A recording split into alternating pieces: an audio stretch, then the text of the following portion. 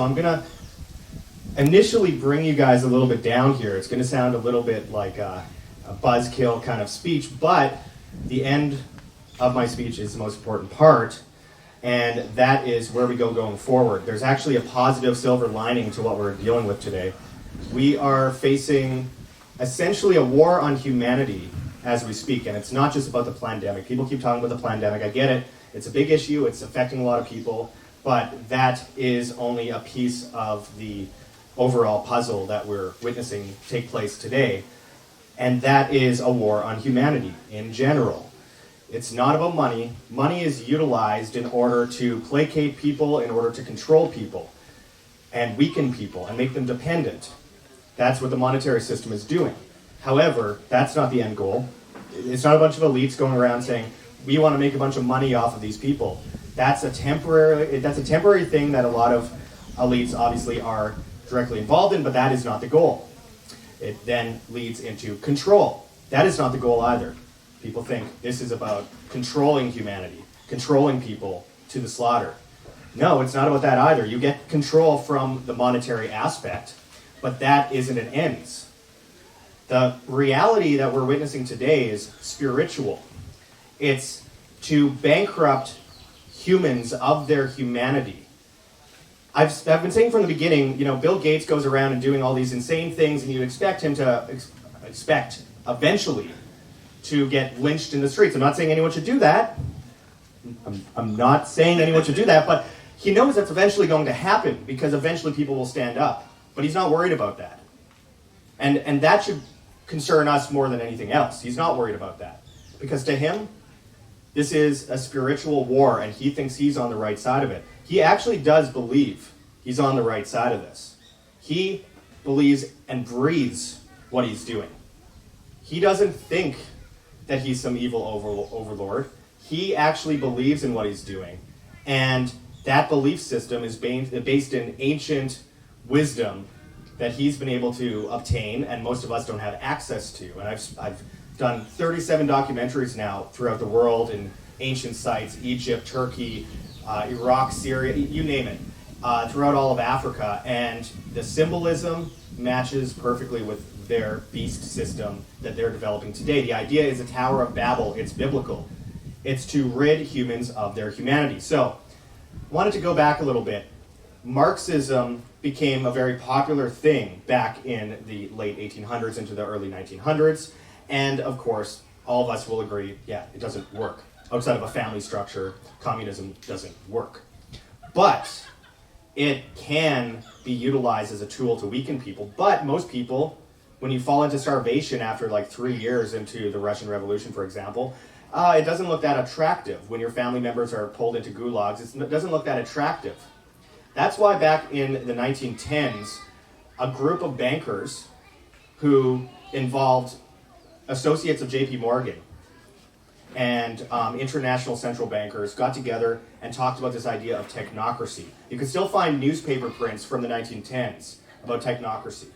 Now, technocracy is what is currently being used today in the push for a great reset. But I need to rewind and give context to this because this is a very important subject and it affects every single one of us sitting here today. So in the 1910s, they thought if we create this thing where people are dependent on machines, so people are dependent on conveniences in order to stay out of a gulag, then it will be better than pointing guns at them and saying, we're going to put you in a gulag if you don't do as we say. And so this development started to grow into the Industrial Revolution. We saw proxy wars created by people like FDR and Vietnam, etc., false flags. Fast forward to the conflicts of the 60s into the 70s. And this is, I think, one of the most important times in history, and people totally forget about this. Henry Kissinger, back in 1972, without Nixon's approval, went to China to talk to their vice chair of the Chinese Communist Party. Got back, made some good adjustments with international relations there, went back about a year later and met with Mao Zedong himself. Mao was close to death. There was starvation in China. The whole country was about to collapse into, not communism, into fascism. Now, we can all agree fascism is a terrible thing. Communism is probably a little bit worse. But when communism falls, often fascism takes over.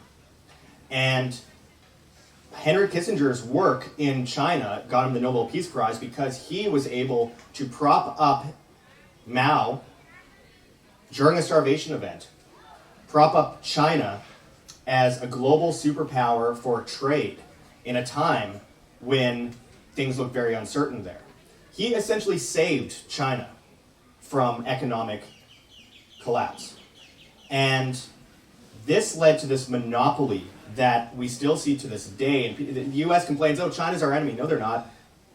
The US 100% supports China, and the whole idea of China was to create an empire to replace the US when things became unsustainable in the warring nation of the United States, to move into the Great Currency Reset.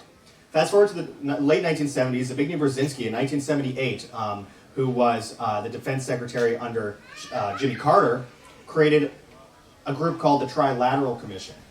And the Trilateral Commission also, one of their number one goals, and they said it themselves in their opening speeches, was to create a technocratic superstate utilizing China as a guinea pig state.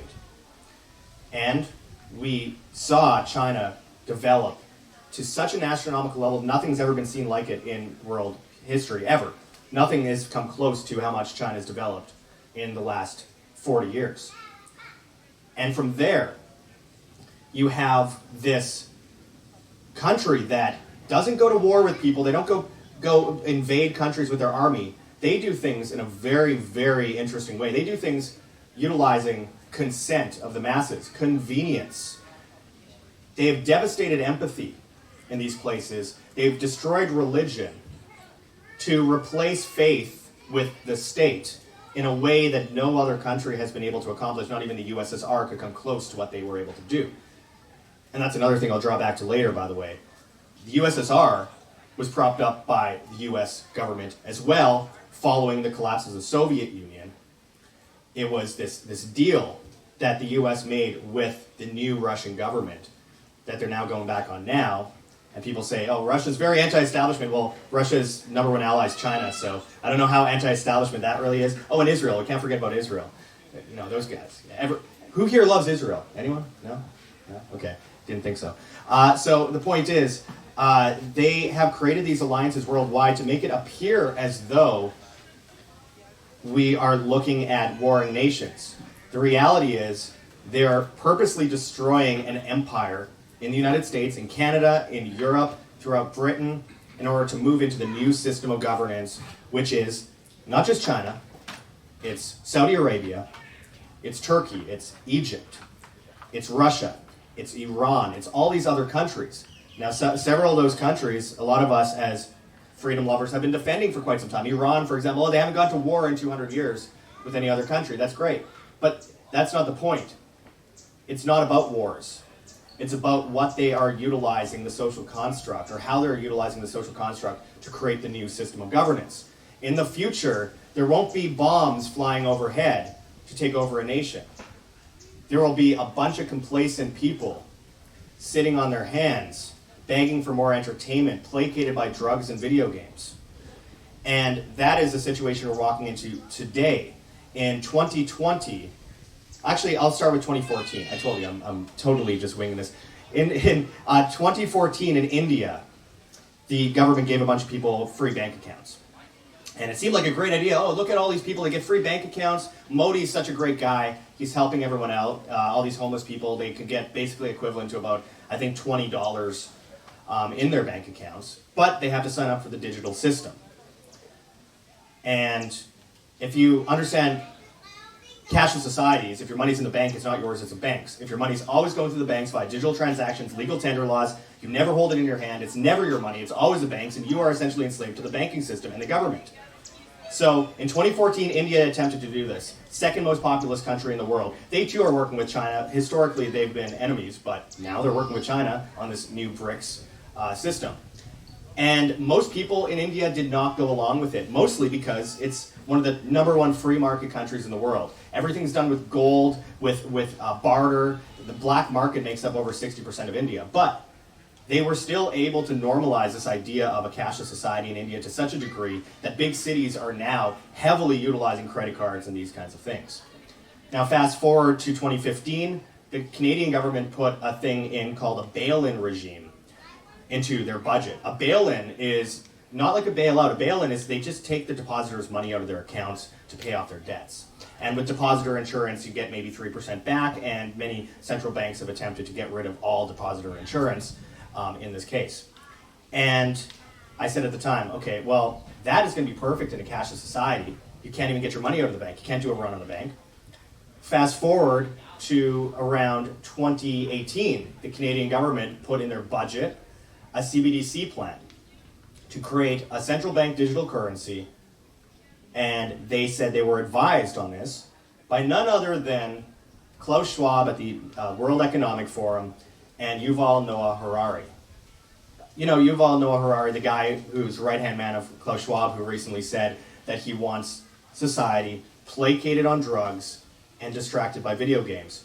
Those that are still alive anyway. He wants to get rid of 70% of the planet first. So that agenda was starting to play out big time around 2018. And I remember doing videos on it at the time at World Alternative Media where I talked about, you know, how will they enforce this? They need a big crisis, but they don't want to use war because that's not what the Chinese are doing. They do not want to do anything that will rile people up in the wrong way. It needs to be in the right way. And they want these people that are riled up to ask for solutions that the same people that created the problem in the first place will provide. And so 2020 came along, the pandemic, one of the biggest hoaxes in history, probably ever, and one of the biggest attacks on bodily autonomy and human nature in human history, in recent human history anyway. The idea was to create a bunch of raving lunatics utilizing propaganda to then self-police themselves and use friends against friends, family against family, and then force fear onto the masses via the media. Obviously, that's what they always utilize. And the United Nations was involved in getting involved in media corporations on Facebook, on Twitter, all these different places to fake comments.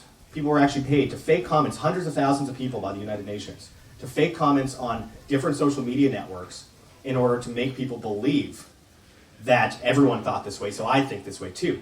Because people have been manipulated dramatically by social media over the past 15 years, because the whole idea of social media is to socially engineer people. So instead of caring about your successes, what you've done in life, people are more concerned with how many likes they get, how many people agree with them, how many people share what they're saying. And so for that reason, you have to have groupthink to be popular on social media. And so they've utilized that, and they brought all these people in to talk about how scary COVID is. Oh, my grandmother died. Oh, my friend died. All these people died that I know personally. And you saying anything bad about COVID, saying that it's not real, it's not a real problem, you are hurting my grandmother, you are hurting my brother, you are laughing in the face of my daughter who died. Well, who's your daughter? Well, she died from COVID. Oh, okay, do you have any evidence? A million people in the comments, how could you ask a woman if she has evidence that her daughter died? That's horrible. Yeah, it is, but that's how they get you. They've been able to socially engineer people to such an extent that it's a groupthink that gets us in this line of thinking. And utilizing that throughout the pandemic, they then got people to say the same thing. I wear my mask to save you. You wear your mask to save me. And then stay home, stay safe. Shelter in place. That was a good one. That only lasted like 2 weeks. Shelter in place. That was a military term for a bombing. You shelter in place. It was absurd. They used every propaganda tactic that they could. And around the end of 2020, in comes the absurdity. At this point, we all know it's nonsense. But they're coming in with the vaccines. And immediately within a day or two of the vaccines being released, it was pretty apparent people were getting Bell's palsy, but that's like the least of the problem. People are having heart attacks everywhere. People are having strokes. People were in recovery from cancer, and they had a tumor the size of a grapefruit overnight. And we're supposed to just ignore that. Oh, we're dangerous. We're extremists. Well, now instead of saying we should go bomb this building, saying I don't want to inject my 5-year-old daughter with a vaccine is now an extremist. Okay, so people just kind of accepted that and normalized. Remember, the way they do this is they take away 10 freedoms, they give 6 back, and then you think it's back to normal, and then they take another 10 away and give you 6 back again. And the way that they use social media and the mainstream media for this is astronomical, because remember, no one watches mainstream media anymore, but they still are considered the official narrative. And that is what's beamed out on social media, no matter what the majority of people think. I'm getting back to the Great Reset here in a moment, but back in the beginning of 2021, as these vaccines started to come out, I started to learn about things like the Moderna patent. They have a master patent on nanotechnology where they can essentially utilize, you can look this up online on the government patent website, where you can actually inject people with fluids that have nanotechnology, organic and inorganic materials that could come together and create a clot. And Mike Adams has done a lot of stuff on this that you can find where he actually pulls it out of the bodies. It's horrible, but it's metallic substances in the veins. And some of them can be remotely controlled. If you've ever heard of Theragrippers, terrifying technology, Theragrippers is a technology that they talk about on Johns Hopkins website. Essentially, it's modeled after a parasite that clings to your stomach and releases poison. However, this is a robotic parasite that goes in via nose swab. And again, go to the Johns Hopkins website. This isn't some crazy theory, like it's there. And Bill Gates just happens to be involved in funding it, imagine that. And it goes into your system, clings to your stomach, and can be controlled remotely and release medication. That's a real thing.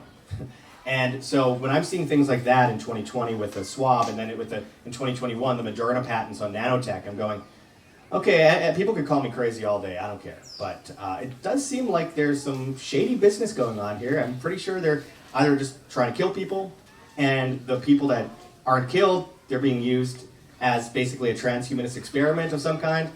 And people say, oh, you're crazy, that's stupid. Oh, there's no heart attacks from the vaccines. Oh, the heart attacks were from COVID. Wait a second.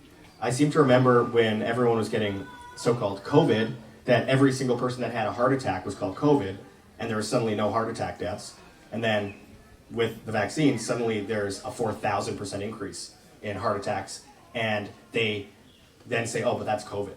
So before it wasn't COVID, or it was only COVID, and now we have a 4,000% increase, and yeah, it's COVID. You don't have to worry about it. Get your vaccine, get your 5 shots, etc.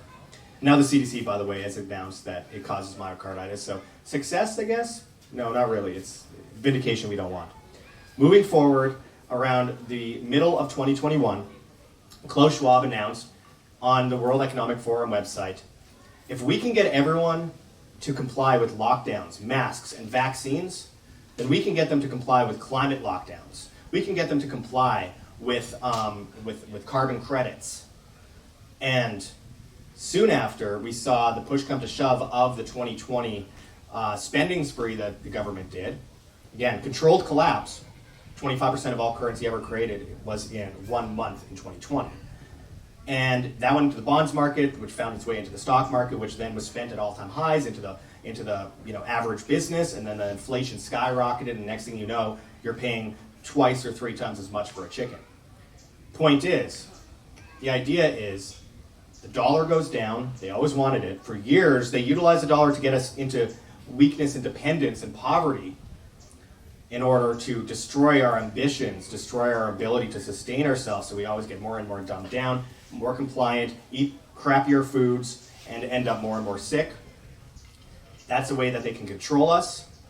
And then eventually, when they get to the end goal of the control mechanism, then they kill us. Or they remove the human from the person. And the best way they can do that is with the financial system. The vaccine passes in 2021 were a litmus test for this exact same thing. And I went to 29 countries, 8 more than once, from March 2020 to September of 2022. 29 countries, 8 more than once, 48 US states. Never got a test, never got a jab. Was able to get around all that stuff. Pretty easy, actually, to get around the government. But in Italy, I'll never forget what I saw. People lined up down the street with their QR codes. They couldn't wait to show those QR codes because they could get food. Well, of course, yeah, we have to do it. Everyone else is doing it, so we have to do it. France, same thing. Lineups down the street of people with QR codes. Walking into a pharmacy and seeing a 6-year-old child getting vaccinated with the mRNA shot. Something I'll never be able to get out of my head. And when I saw those QR codes and everyone lining up, I'm like, oh, you know what would be easier than this? This is a cool test and everything, but carbon credits, climate change. They can't get anyone to believe in that climate change nonsense anymore anyway. So why don't we just drive up the prices of everything, make it impossible for people to afford energy, destroy the supply chain as a result because you run out of diesel, you can't get things on time, 2 different places, and it exacerbates inflation. Destroy the housing market so people can't afford a house, so they'll own nothing and they'll be happy. And essentially utilize this technocratic approach that they developed back in the 1970s at the Trilateral Commission to enforce the tyranny of convenience. Tyranny always comes under the guise of convenience. And so, fast forward into 2022, we see everything start to open. Everyone goes, oh, it's over now, it's fine. Yeah, we're seeing people drop dead everywhere. I literally saw a 14-year-old have a heart attack in Carlisle, England earlier this year. But oh, it's all over now, it's all good. It's only just like 1 billion to 2 billion people worldwide that are set to probably die from strange, rare events in the next little while. And everyone goes, okay, well, it's back to normality, and that's what I was saying before. They take away 10 freedoms, they give you 6 back. Now, I'm looking at the pound is 40% down on the year. The euro is below parity with the US dollar. All these emerging economies are getting destroyed. Turkey has seen an insane inflation rate. Their lira is collapsing, and now they're joining BRICS. Well, it's weird because it's like they always have a solution to these economic woes worldwide. It's funny, it's almost like they plan it. BRICS has a new reserve currency system that they've developed based on a basket of currencies. Now, the IMF special drawing rights, if you've ever heard of that, it was eventually going to be the goal of a world currency system that was digital. And the special drawing rights is a whole bunch of different currencies that have voting power from different governments around the world. But it's easier if you just have one empire collapse and build up another one and to immediately replace it. Problem, reaction, solution, repeat, Hegelian dialectic. So what happens? China announces a few months ago that BRICS, they've got a new competing world reserve currency system. It's China, India, Russia, just in time for the war, by the way. Order to chaos. It's Turkey, which moves in as their currency collapses. It is, of course, Egypt, Iran, Brazil, South Africa, and just recently, Saudi Arabia. Saudi Arabia, that's a death nail on the dollar. So essentially, what we see happen is chaos, the dollar completely collapse, and then a move into a new system of governance. They've already said at BRICS it's going to be a world reserve currency that's digital. You will never hold a single BRICS note in your hand. And at the same time, imagine that, an energy crisis, a fuel shortage, a supply chain shortage, a destruction of the housing market. How can they utilize this? Well, I've been saying for a while that if you have a cashless society and you have a social credit score based on your currency, it would be the perfect situation for a bunch of tyrannical, evil psychopaths to come in with a new carbon credit system that's attached to your bank account. So, there's an energy crisis, you hate your neighbor, you want to make your neighbor pay a bunch of money for their electricity because you're using too much. So we need to put a smart meter on your home. Smart meter gathers intelligence, that's why it's called smart. Same with smartphones, smart cities, smart homes. And it tells the government how much electricity, gas, or water that you use on a day-to-day basis. And that will determine your carbon credit score. And that carbon credit score will determine how much food rations you're able to get. See how perfect this is? Food shortage, energy shortage, collapse of an economy, new digital currency coming out, carbon credit, social credit, new home handouts. They used to do a thing called collateralized debt obligations with homes. What's happening right now is the housing market is at record peak for people listing and record peak for people not buying at the same time. Housing market goes down. No one can afford a home. So what do they get in place? Well, the banks are going to take away all the homes. The banks are working on this whole carbon credit system, by the way. They will give you a free home, tiny home, big city. The Guardian, which is funded by Bill Gates, recently said, we need to get rid of free-range farms and push people into urban sprawls and big cities to stop pollution. Because, that makes sense. The idea is they're trying to push people into big cities. We all knew this. It was Agenda 2030, Agenda 21 before that, and now come out with digital currency that's based on your smart meter on your home, which determines your score, which will determine how much food rations are allowed in a supply chain crisis as the crops go down in California, which is where most organic food comes from, and they build ration farms all over the United States, including in North Dakota, with the Chinese government on next to U.S. Air Force bases. The U.S. government isn't worried about collapsing. They don't see China as an enemy. They don't see Russia as an enemy. They don't see Ukraine as... None of these people are enemies. They're all working together. If 2020 wasn't abundantly clear on that, everyone literally following the exact same script. The idea is that they collapse Western civilization to prop up a new civilization. That new civilization is the new Tower of Babel.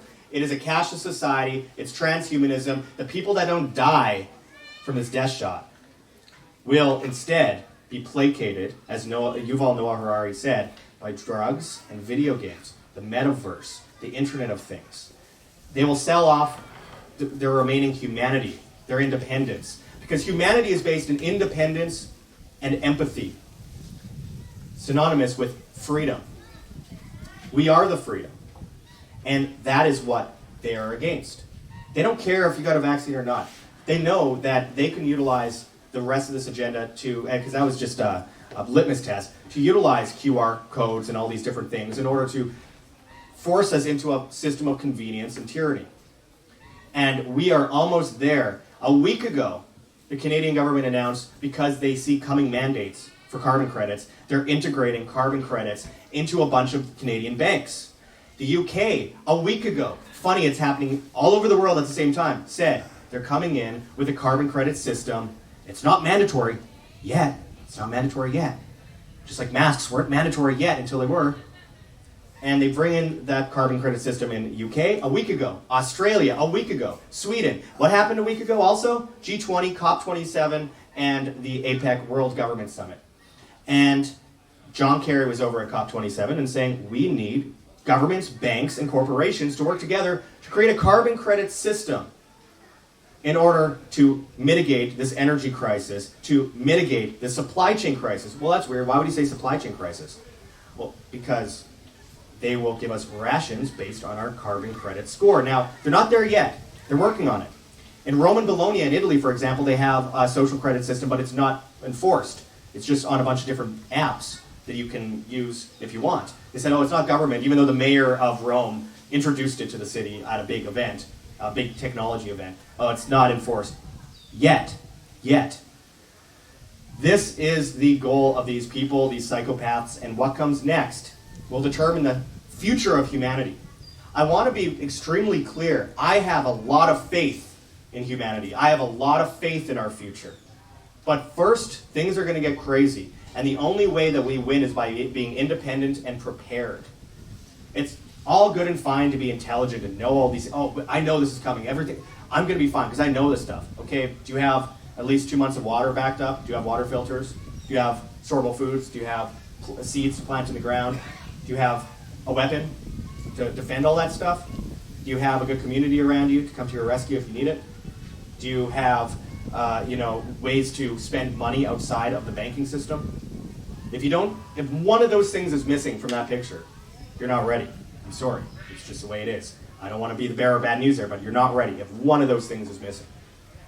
And again, it's all good and fine to be like, I know all this stuff is coming. I'm awake. Okay, well, what I always want to do whenever I come to these events is like, what are we going to do about it? What are we going to do about it? We can talk about it all day. We have these problems. What are we going to do about it?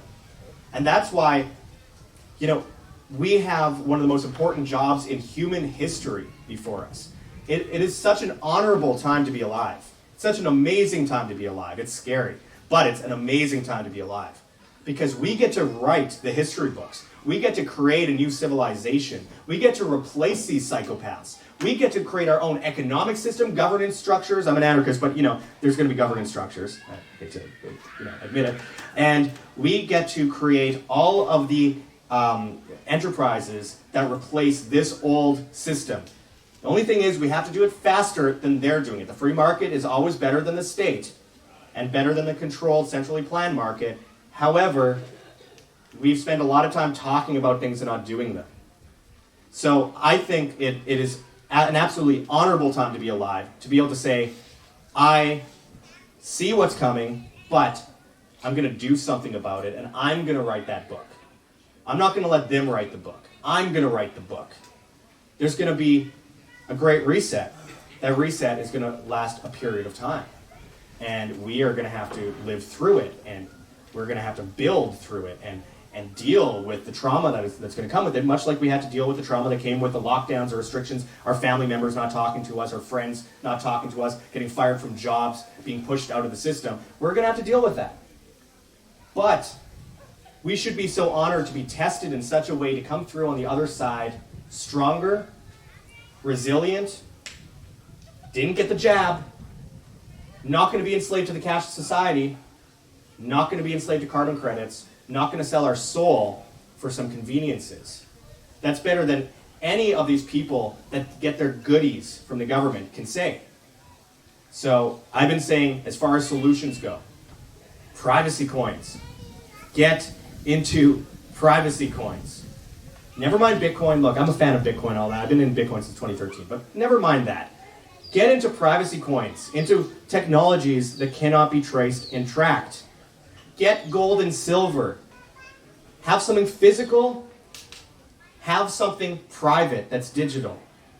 These are some of the best ways to get around this coming system of dependence on technocracy.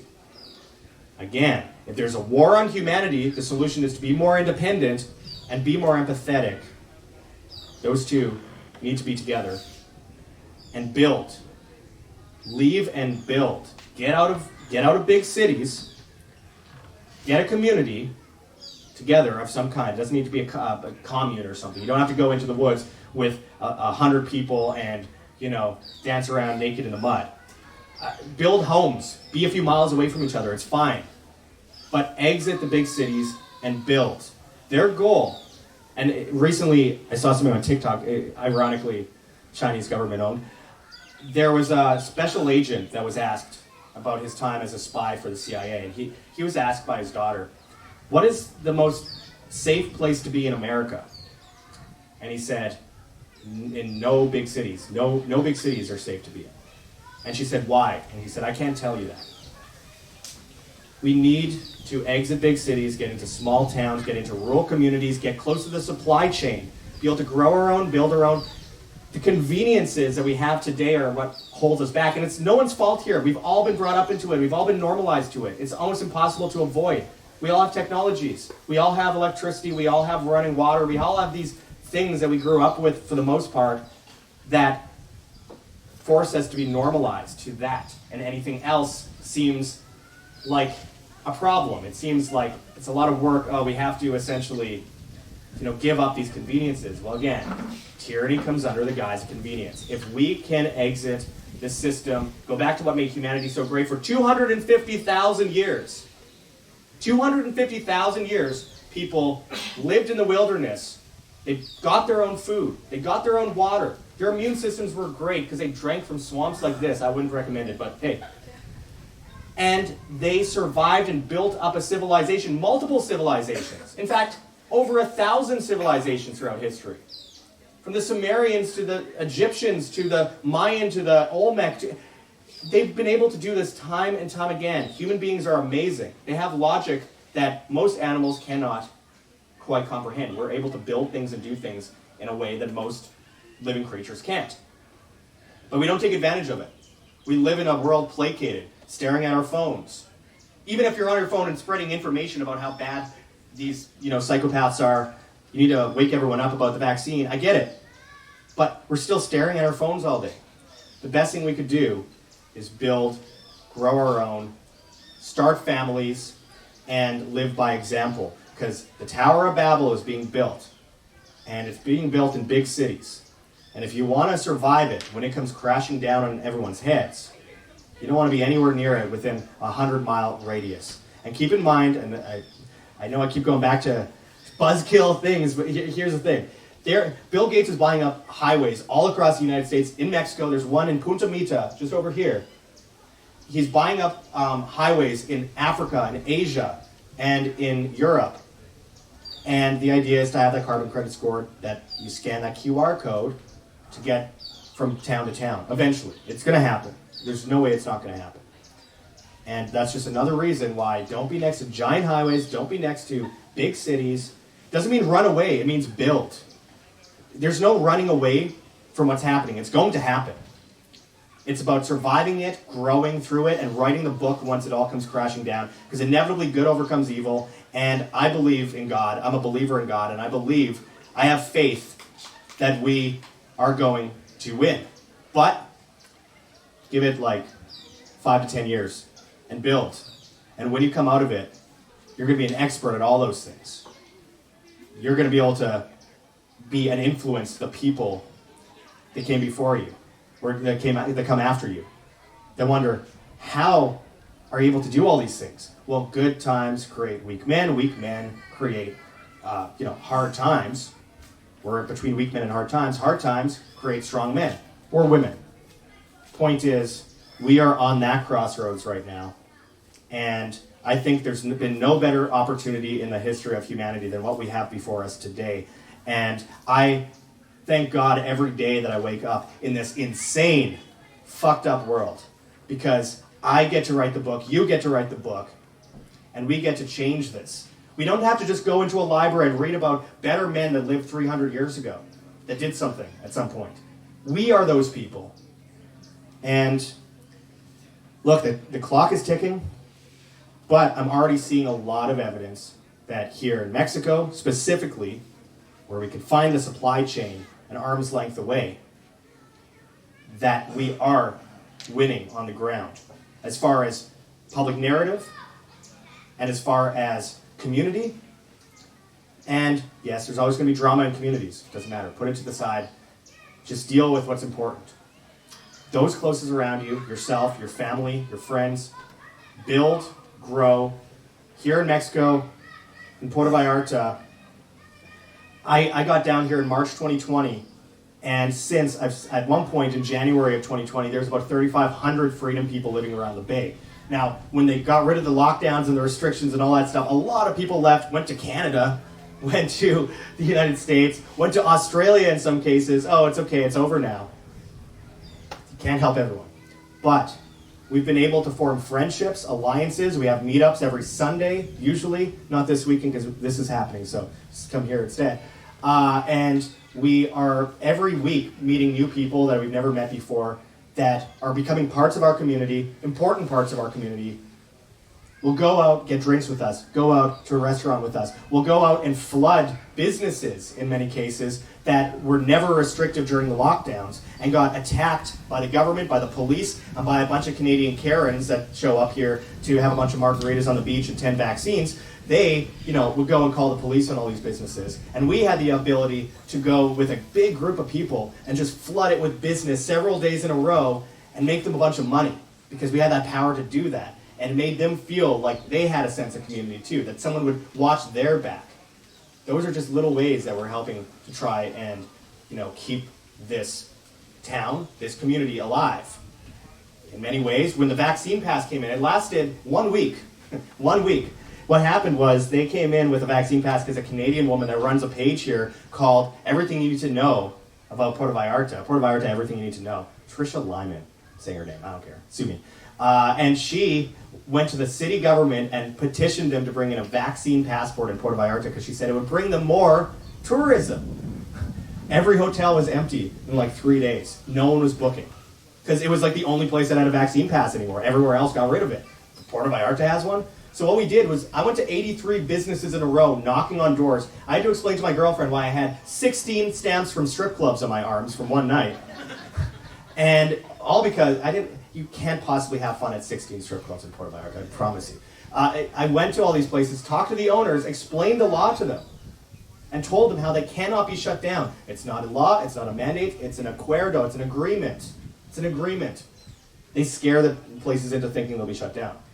And we went on multiple occasions with 20 to 30 people, and we just go up to a business and be politely turned away. We wouldn't yell at them. They would ask us for a vax pass, and they were empty, and they'd have to watch like 25, 30 people just walk out of their business because we were unvaccinated. And Again, that's living by example. It's very important to live by example. And in doing that, within 3 days, 80% of the businesses enforcing the Vax Pass drop their Vax Pass. There's still actually an agreement right now on government papers here in Puerto Vallarta. There's still technically a Vax Pass. But 3 days, most of them dropped about 80%, and then the other 20% over the next week and a half. The people that took the longest, we don't go to their business anymore. But the other people, we support them. The people that never asked for one, those are the ones where we have meetups. We try to bring money to them. Some of them are family-owned businesses. A father, a mother, and a child running the business. It's not some big, giant business. But they were good enough to say no to the government and let us come in and not discriminate against us. And I thank God for those people every day. There's good people everywhere, but we have to give back to them. A lot of people ask me, what happens if, a lot of Mexicans get sick of all these Americans, Canadians, Australians, Germans, whatever, that are here in Puerto Vallarta? If something big happens, if the economy collapses, if there's food rations, all that kind of stuff, which could happen. Well, the best place to start is by being good to people and living by example, giving back, shaking hands, talking to people, hugging people, treating people with respect. And when that day comes, you'll have a lot of alliance in the town that you live, whether it be Puerto Vallarta, Morelia, wherever it is. You can offset the potential problems in the future if there's a crisis. My point is, we have this opportunity here, we're doing it, we're building, we're growing, and I want everyone out there, every one of you, that in your own way, just find something you're really good at. Teach someone about it. Tell someone about it. Try to improve other people's lives with knowledge that you have. Give back, build, grow, and for the love of God, seriously, get water, seeds, storable food, because 80% of the market here, even though the supply chain's closer, is still coming from Guatemala, the United States, other parts of Mexico. And when the supply chain goes down, the diesel fuel runs out in the US, there's not going to be much food on the shelves here either. There's going to be markets, though. Free markets. But there's going to be rushes on them. Eventually this is going to happen. It's going to be a temporary problem, but it's going to be a problem nonetheless. So stock up on some food. Stock up on some water. And if you never use it, well, that's good. If you do use it, well, it saves your life. So, better to be overly prepared than underprepared. Anyway, I've gone on way too long. I have no idea what time it is or how long I've been talking. But I really appreciate everyone here today. And I'm going to take, if anyone wants to give me, a question or two to answer. Because I feel so weird just, talking at a bunch of people that aren't talking. So if anyone has a question, anything?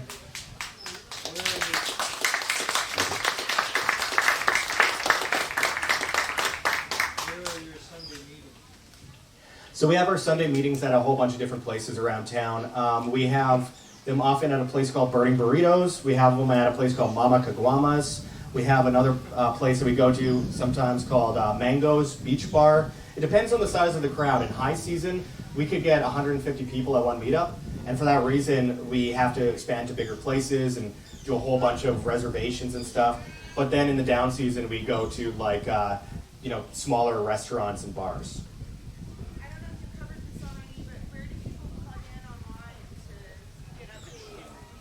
Okay, so if you want to get in the group, it's a private group because we had too many trolls, so you have to contact me on Telegram. If you have Telegram, contact me on Telegram at Josh Sigurdson, and I will reply as soon as I can. Just tell me who you are and that you're looking to get into the Puerto Vallarta Freedom Group. I'll add you to the Freedom Group, and that's where we post and pin all of our meetups. That's where we have other events, not just Sunday events. We also do a lot of things on, say, Wednesdays, or we find a small business that deserves some business, but it's too small for a big crowd. So we'll go there and send, last second, we'll put a call out. So we only get 20 or 30 people there, and it helps fill up that business and gives them money if they're, having a hard time, especially in low season. But yeah, go to Telegram, go to at Josh Sigurdson, and send me a message on there. And I'll add you to, it's called Puerto Vallarta Free People. So I'll send you an invitation link to that.